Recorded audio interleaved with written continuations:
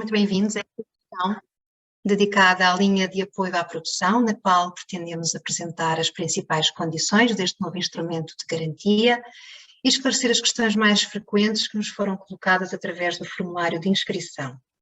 A linha de apoio à produção destina-se a apoiar as empresas dos setores da indústria transformadora, dos transportes e armazenagem, a fazerem face às necessidades adicionais de fundo de maneio que resultam da subida de custos das matérias-primas e da energia e da disrupção nas cadeias de abastecimento. Esta sessão destina-se especialmente às empresas beneficiárias desta nova medida, mas também aos parceiros subscritores do protocolo desta linha, as instituições de crédito e as sociedades de garantia mútua participadas pelo BPF. Connosco temos a Albertina Rodrigues, diretora de garantias do Banco Português de Fomento, que nos irá apresentar em detalhe as características e condições gerais de acesso a este novo instrumento. Olá, Albertina.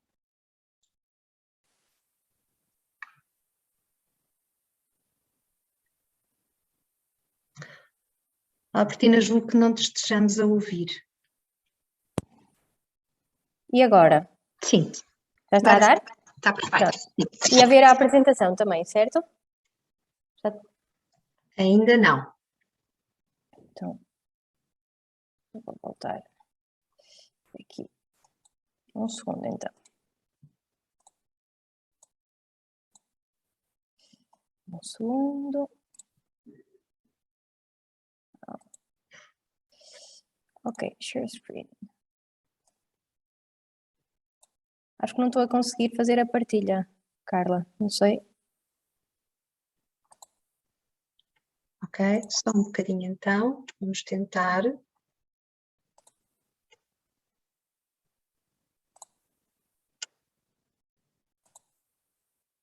Acho que já dará. Já estás a conseguir ver? Sim, está perfeito. Ok, pronto. Então,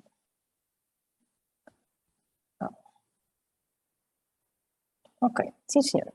Então, boa tarde e desde já agradecer a presença de todos nesta sessão de apresentação e de esclarecimentos da nova medida de apoio à produção, que foi lançada na passada quinta-feira pelo Banco Português de Fomento e que numa parceria conjunta com o Governo português, com o IAPMEI, a Banca Comercial e o Sistema Português de Garantia Mútua, vai permitir fazer chegar à economia até 400 milhões de euros de financiamentos que visarão apoiar as empresas dos setores da indústria transformadora, de transportes e armazenagem, a fazerem face às necessidades adicionais de fundo de maneio que resultem, por força também destas condicionantes também da pandemia, da subida de custos das matérias-primas e energia e à disrupção nas cadeias de abastecimento.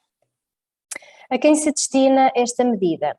A empresas de qualquer dimensão, seja micro, pequenas, médias, small mid caps e grandes empresas, que desenvolvam em território nacional, entenda-se Portugal continental e ilhas, a sua atividade principal nos setores da indústria transformadora, de transportes e armazenagem, e que cumpram cumulativamente os seguintes requisitos. As empresas para se candidatar terão de apresentar uma situação líquida positiva no último balanço aprovado. Contudo, empresas que não têm a sua situação líquida positiva no último balanço poderão ainda concorrer à linha apresentando um balanço intercalar que demonstre a regularização dessa situação até à data da candidatura. Terão de ser empresas que não tenham incidentes não regularizados junto da banca ou do Sistema Nacional de Garantia Mútua, tendo também que apresentar uma situação regular junto da Administração Fiscal e da Segurança Social, ou, no caso de dívidas vencidas após março de 2020, que comprovem a sua adesão subsequente a um plano prestacional. Não poderão ser empresas em dificuldade a 31 de dezembro de 2019. Explicar um bocadinho este marco temporal de 2019, porque, como tem vindo a ser habitual nas medidas assentes no quadro temporário destas medidas excepcionais para apoio à Covid-19, é efetivamente um marco temporal que permite apoiar empresas que eram viáveis e saudáveis antes de rebentar da pandemia. Terão de ser empresas que não tenham sede ou não sejam dominadas por entidades que tenham sede em offshores. Terão de cumprir também com o registro, no Registro Central do Beneficiário Efetivo. E no caso específico de small mid-caps e grandes empresas, terão de cumprir com os requisitos de acesso que decorrem da Portaria 295 de 2021, que, de forma muito genérica, obriga a que estas empresas que tenham apresentado resultados líquidos positivos se comprometam com a manutenção dos postos de trabalho. Por último, estas empresas terão de apresentar um dos seguintes impactos financeiros, que resultem do aumento dos custos energéticos ou do aumento dos custos das matérias-primas, ou seja, destes 3 pontos que vão a seguir, será um deles e não cumulativamente os 3. Ou seja, uma das possibilidades será demonstrarem que em 2019 ou à data da candidatura apresentem um peso igual ou superior a 20% dos custos energéticos no seu total de custos de produção, ou demonstrarem um aumento dos custos das mercadorias vendidas e das matérias consumidas igual ou superior a 20%, comparando o quarto trimestre de 2021 com o quarto trimestre de 2019, ou comparando os últimos 3 meses antes da candidatura com os 3 meses homólogos de 2019 e ou 2020. Terão também a possibilidade, em alternativa, de demonstrar uma quebra de faturação operacional igual ou superior a 15% no ano de 2021 face ao ano de 2019, quando resulte da redução de encomendas devido à escassez ou dificuldade de obtenção de matérias-primas, componentes ou bens intermédios. Relativamente a este ponto, queria aqui só dar aqui 3 notas. Pronto, reforçar mais uma vez que estes critérios de impactos financeiros não são cumulativos, ou seja, é uma destas condições que terá de ser demonstrada. Também ressalvar que estão isentas da necessidade de comprovação destes impactos financeiros todas as empresas destes setores abrangidos pela linha que operem especificamente na produção de bens alimentares de primeira necessidade. E também ressalvar que a comprovação destes critérios e destes impactos financeiros será através da declaração conjunta assinada pela empresa e o seu contabilista, tratando-se aqui de critérios contabilistas e financeiros, ou seja, comprovados através desta declaração conjunta.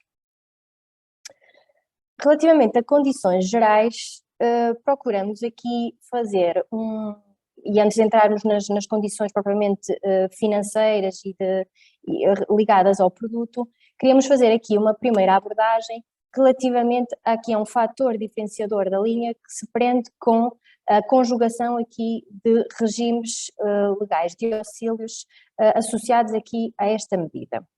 Pronto, como tem vindo a ser a base das linhas de apoio à economia e de apoio à Covid desde 2020 até esta parte, as linhas têm sido apoiadas ao abrigo do quadro temporário.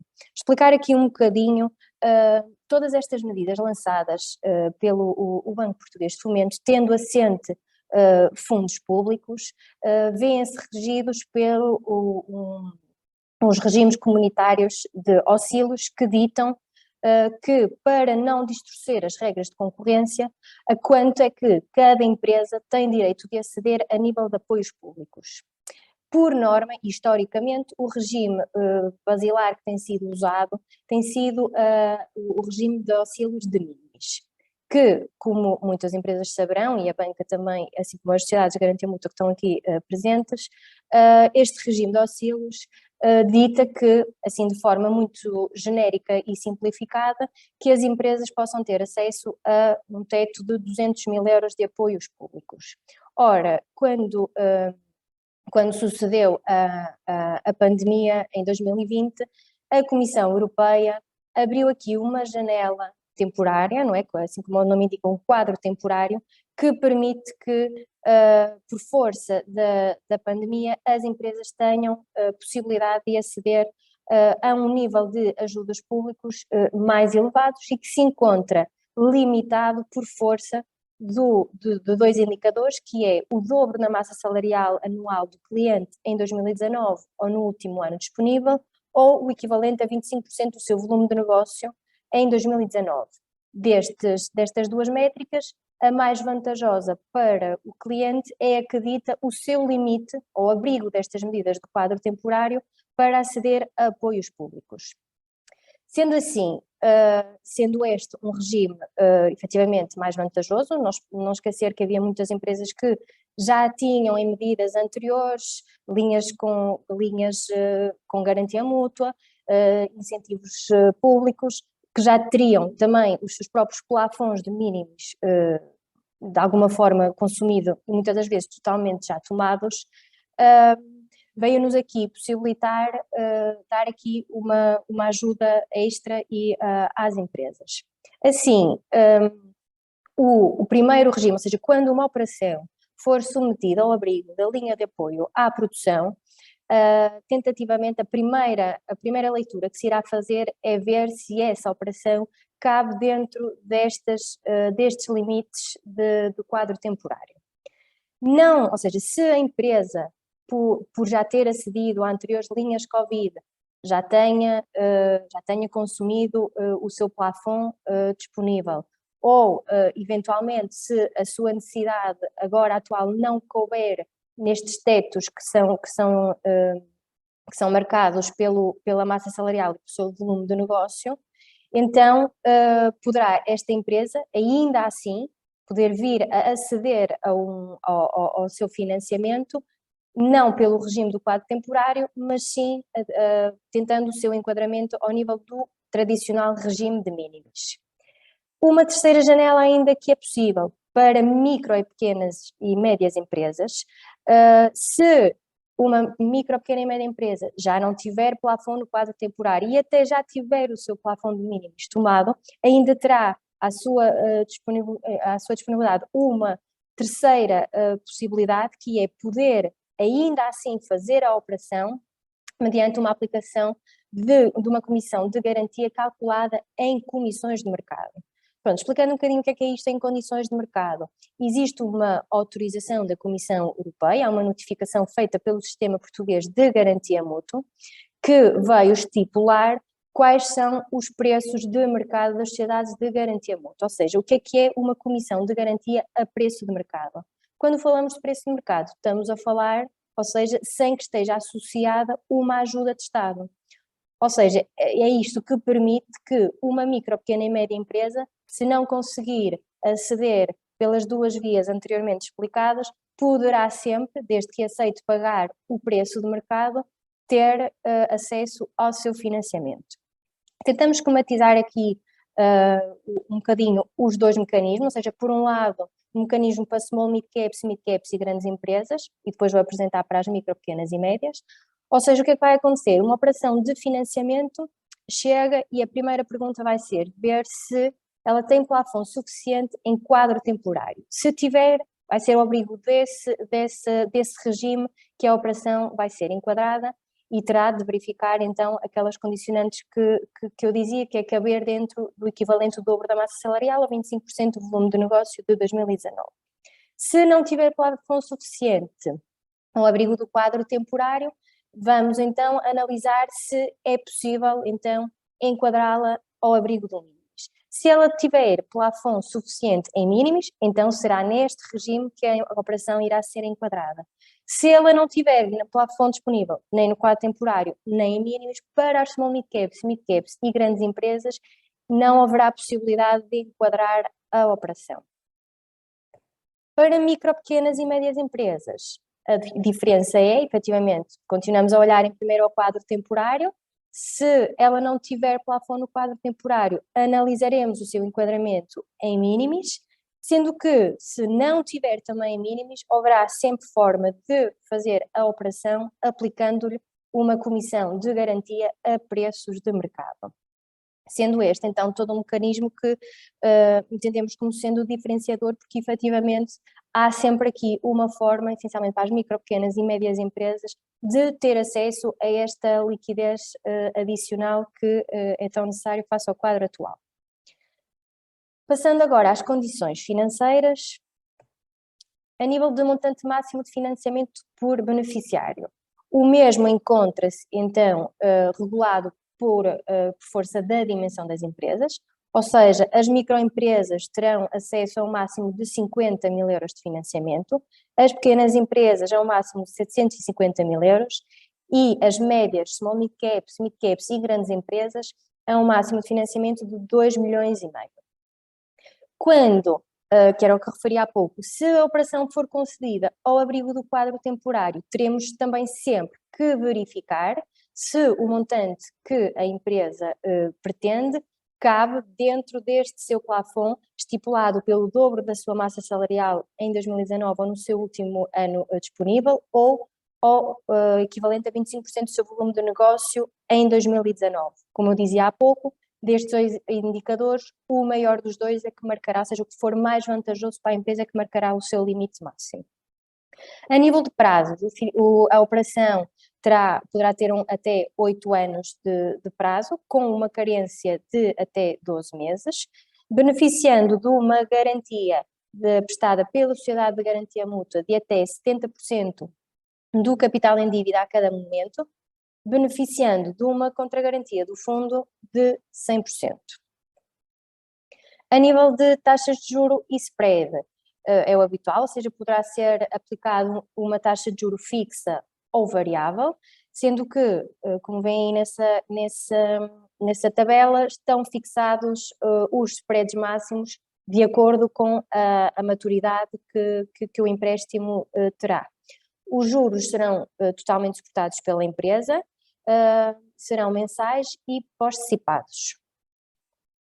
A nível de comissões de garantia, dividimos isto aqui em 2 slides. Em primeiro, olhar para as comissões de garantia quando a operação é atribuída ao abrigo das condições do quadro temporário. Aqui, a comissão de garantia será a pagar pós-antecipadamente, com uma cobrança anual e totalmente a cargo do beneficiário. Apesar de ser cobrada anualmente, a comissão de garantia irá ser apurada mensalmente e a sua percentagem será aumentada gradualmente ao longo da vigência da garantia. Pronto, temos aí, ou seja, 2 tabelas que resultam das próprias notificações e autorizações da Comissão Europeia e que distinguem empréstimos com prazos inferiores ou iguais a 6 anos, de empréstimos com prazos superiores a 6 anos, até 8, que é o máximo que quer a linha, quer a autorização da Comissão Europeia permite. O facto de ser gradual, tomando aqui um exemplo, por exemplo, para um empréstimo a 6 anos para uma microempresa, isto implica que no primeiro ano irá ser cobrada uma comissão de garantia de 0,15%, assim como no segundo e terceiro ano, passando do quarto, quinto e sexto ano a 0,5%. Quando a comissão de garantia para operações que sejam enquadradas fora do quadro temporário, as regras são então as seguintes: a comissão de garantia aplicada pela ECM, também sempre integralmente suportada pelo cliente, será sempre no máximo de 2%, também com periodicidade de cobrança mensal e pós-antecipada, sendo que, no caso específico das micro, pequenas e médias empresas, mantendo sempre este limite dos 2%, não é? A comissão a aplicar será no máximo a que resulte de tal autorização, não é, dos preços de mercado, desde que não ultrapasse os 2%, sendo que sempre, que é isto que basicamente está subjacente a este modelo de preço de mercado, ou seja, sempre que seja aplicada uma comissão de garantia abaixo do que resulte dos preços de mercado para aquele escalão de risco, então aqui reside uma ajuda de Estado pelo diferencial. E é este diferencial que terá de ser registado ao abrigo do regime comunitário de auxílio de minimis.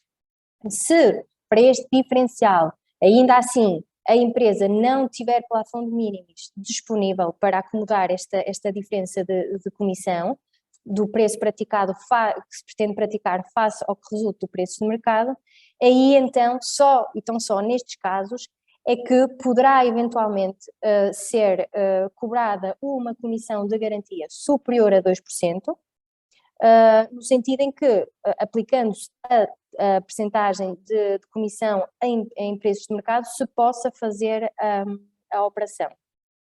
Só para dar aqui uma nota, só a partir de certo e determinado nível de cotação de rating das sociedades de garantia mútua é que as percentagens de garantia começam a ser superior a 2%.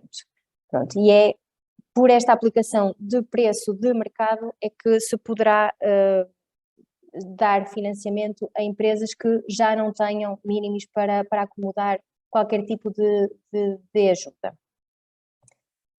Em termos de circuito, esta linha tem subjacente duas possibilidades de circuitos subjacentes de entrada de operações e de decisão. Temos, por um lado, propostas que possam entrar com origem no banco. Nestes casos, as empresas deverão contactar a sua instituição de crédito, não é? e da lista de instituições de crédito aderentes. Já agora, dar nota que no site do BPF encontram-se lá listados os bancos aderentes à medida, e é junto destas instituições de crédito que a empresa terá de apresentar a sua candidatura. Num primeiro momento, a operação terá de ser objeto de uma decisão inicial por parte da instituição de crédito, não é? Que, de acordo com a sua política de risco de crédito, irá analisar e apreciar a operação, devendo de comunicar a sua decisão num prazo de 5 dias úteis. Depois de aprovar a instituição de crédito, deverá enviar à sociedade de garantia mútua, através de uma plataforma que as instituições têm, que é o Portal Banca, todos os elementos necessários para análise de risco por parte da sociedade de garantia mútua, para a obtenção da respectiva garantia, e assim fazer também chegar toda a documentação necessária e que mais à frente irei aqui elencar. A decisão da SGM deverá ser comunicada até ao prazo de 5 dias úteis, podendo, por força dos contornos específicos que a operação possa ter e de uma análise mais detalhada, ou às vezes por ser necessário mais elementos, poderá este prazo de 5 dias úteis ser no máximo estendido até 10 dias úteis. Quando a operação é enquadrada fora do quadro temporário, aqui este prazo poderá ainda vir a ser estendido por no máximo mais 2 dias úteis, ou seja, no máximo até 12 dias úteis haverá aqui uma decisão da sociedade de garantia mútua.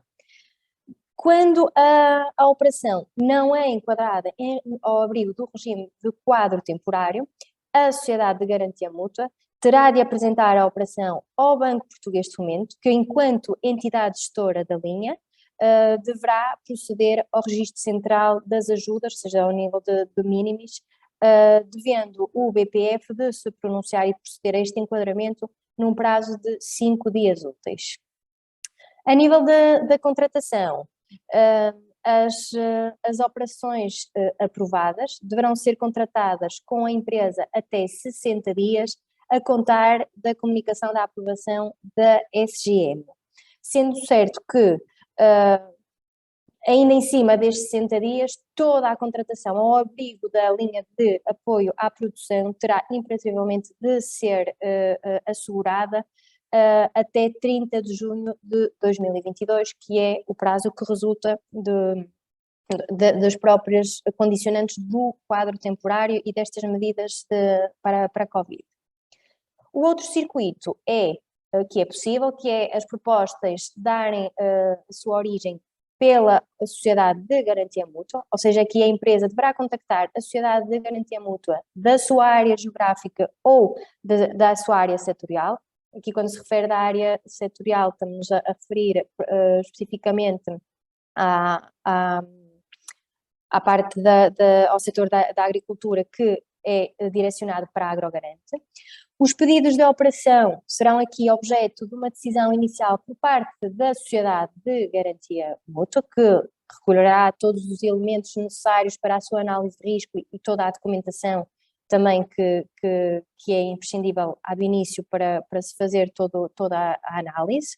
Depois de aprovar, quando a operação não entre pelo regime do quadro temporário, na mesma a SPGM terá de apresentar ao Banco Português de Fomento para enquadramento ao abrigo do regime de mínimos a operação, e aqui o BPF também terá 5 dias para se pronunciar, e também aqui o prazo é o mesmo, ou seja, depois destas aprovações a operação terá de ser contratada até 60 dias.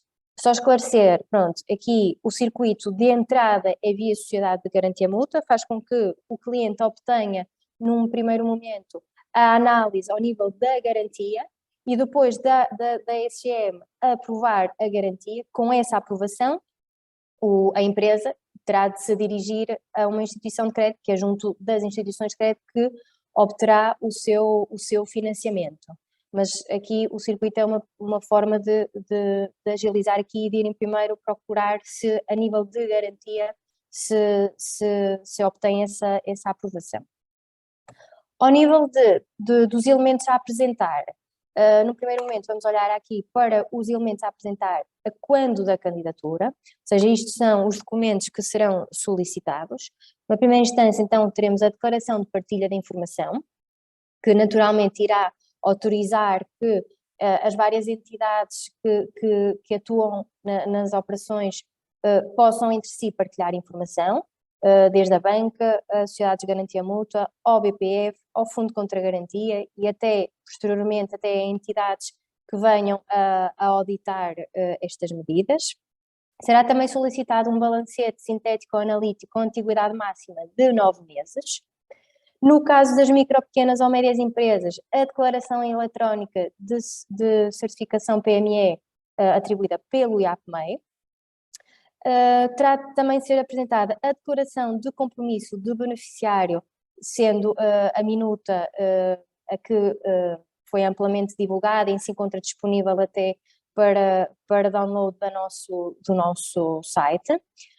Assim como a declaração conjunta com o contabilista certificado IROC. Aqui o quando aplicável é porque, como eu explicava há pouco, para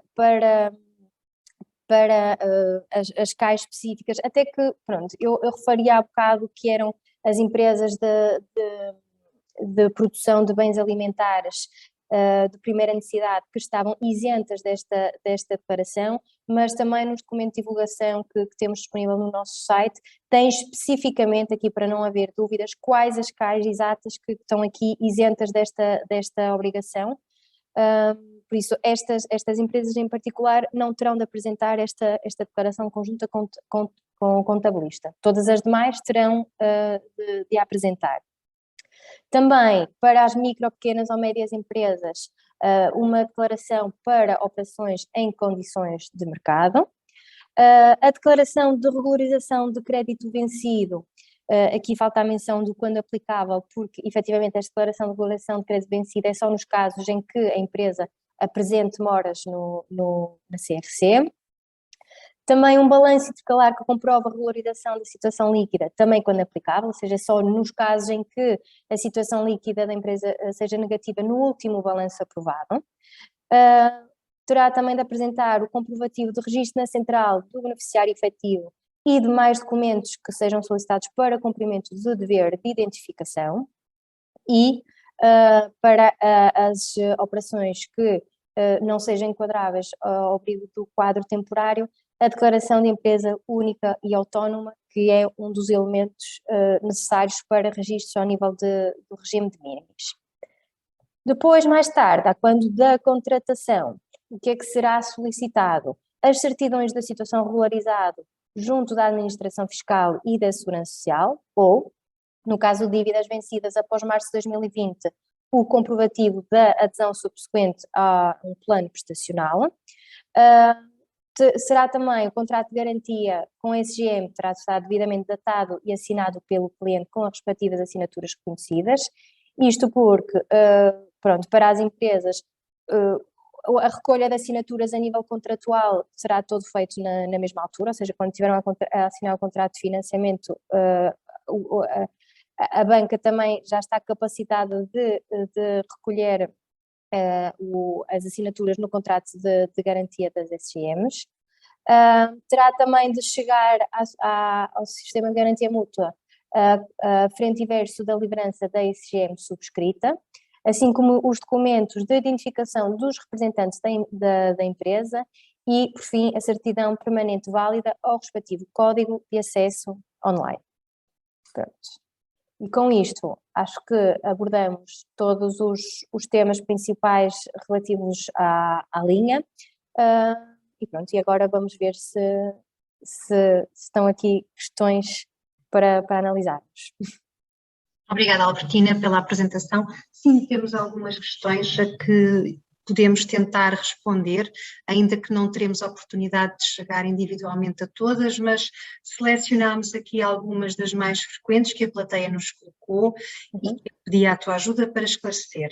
Sendo assim, a primeira questão é, no caso de os beneficiários serem enquadráveis na listagem de CAIS definida, é necessária a intervenção de contabilista para que possam aceder? Ora bem, a intervenção do contabilista, é um bocado como eu estava a explicar há pouco, é exigida por força da necessidade de comprovar aqueles indicadores de impactos financeiros. Também, conforme eu referi, estão isentos da comprovação desses impactos e, consequentemente, desta declaração conjunta com o contabilista, as empresas dos setores de produção de bens alimentares da primeira necessidade. E conforme eu dizia há pouco, as CAIs especificamente que estão isentas desta comprovação estão devidamente divulgadas, quer no protocolo, quer nos documentos de divulgação. Por isso, aqui, só especificamente estas CAIs é que não necessitarão desta intervenção do contabilista. Fora isso, terá de haver esta comprovação de critérios de impactos financeiros nesta declaração conjunta da empresa com o seu contabilista ou ROC. Ok, obrigada. Outra questão é, ao nível dos impactos financeiros, empresas com início de atividade em 2021 podem candidatar-se com o critério dos custos energéticos 20%? Então, aqui relendo um bocadinho, o que é que refere este critério dos custos energéticos? Pronto, o critério dos custos energéticos refere que a empresa deve apresentar um peso igual ou superior a 20% dos custos energéticos no total do custo de produção. E o que refere o protocolo é que esta comprovação é em 2019 ou à data da candidatura. Assim, empresas que tenham dado início em 2021 poderão comprovar o peso desses custos energéticos numa data atual, ou seja, quando se estiverem a candidatar. Por isso não há nada que impeça que uma empresa com início da atividade possa se candidatar com esse critério de comprovar o peso dos custos energéticos no seu custo de produção. Obrigada. O requisito dos impactos financeiros resultantes do CMVMC e com aumento de 20%, 2019 face a 2021, refere-se mesmo ao quarto trimestre? Relativamente a este critério, ou seja, apresentando aqui ou demonstrando o aumento do custo das mercadorias vendidas e das matérias consumidas, que tem que ser igual ou superior a 20%, existe aqui dois cenários para se poder comprovar este aumento de custo. Efetivamente, um deles é comparando o quarto trimestre de 2021 com o quarto trimestre de 2019, mas em alternativa também é possível comparar trimestres mais recentes, ou seja, usando os últimos 3 meses antes da candidatura, com os 3 meses homólogos de 2019 ou 2020. Isto, se calhar com um exemplo que até também consta do protocolo, não é? Por exemplo, estando nós agora em março, uma empresa, não querendo usar este quarto trimestre de 2021 em comparação com o quarto trimestre de 2019, pode já usar trimestres que englobem já estes primeiros meses de 2022. Por exemplo, uma empresa pode, candidatando-se agora em março, usar como referencial os 3 últimos meses, seja dezembro de 2021 até fevereiro de 2022, comparando com os meses homólogos, ou seja, de dezembro de 2019 a fevereiro de 2020. Ou seja, efetivamente um dos critérios é o quarto trimestre, mas há aqui uma abertura para se usar em 3 meses, ou seja, um trimestre mais recente. Obrigada. Qual o método ou fórmula de quantificação do aumento dos CMVMC em 20%? Pronto, ao nível do custo das matérias vendidas e das matérias consumidas, o que tem que ser aqui, ou seja, o referencial que tem que ser utilizado, não é? E a fórmula de obtenção destes custos tem que ser a mesma que é utilizada nas IES, e até referimos aqui o campo, que é exatamente o campo A5006 da IES, não é? Ou seja, é este método de cálculo que tem que ser utilizado. E para comprovar este tal aumento dos 20%, pronto, é pelo comparativo que eu estava a referir há pouco, ou seja, comparando trimestres ou de 2019, de 2021 face a 2019, ou trimestres mais recentes com os homólogos de 19 e 20. Empresas que já recorreram às linhas Covid-19 podem aderir a esta linha e se tiverem o plafond tomado?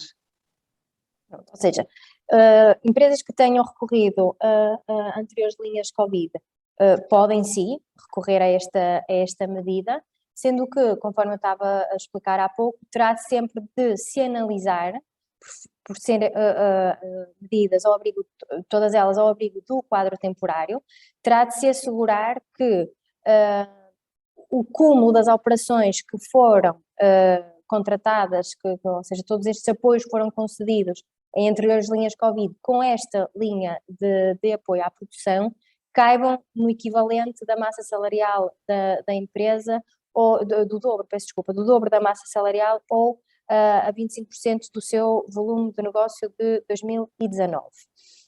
Cabendo, efetivamente, far-se-á pelo regime do quadro temporário.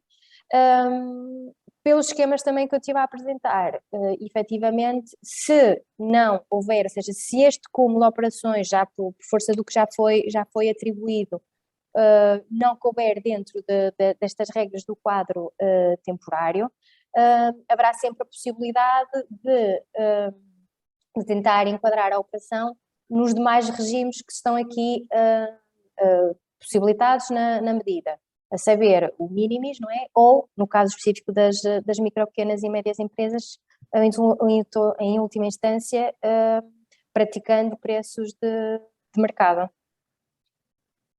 Obrigada.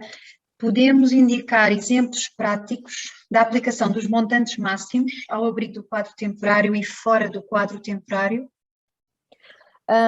Assim, o que tem que ficar, acho que o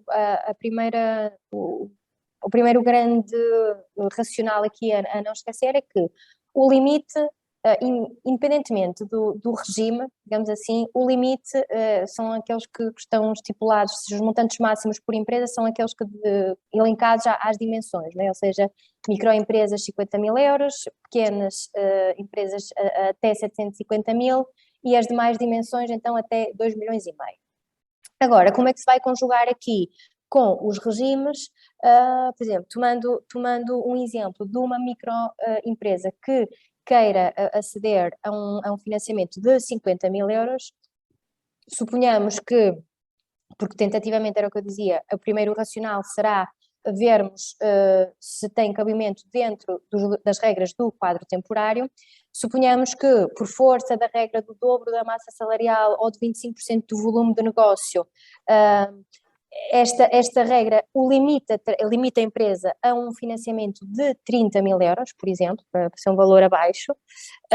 O que vai acontecer é que, efetivamente, então ela não tem plafond disponível suficiente para poder enquadrar a operação no quadro temporário.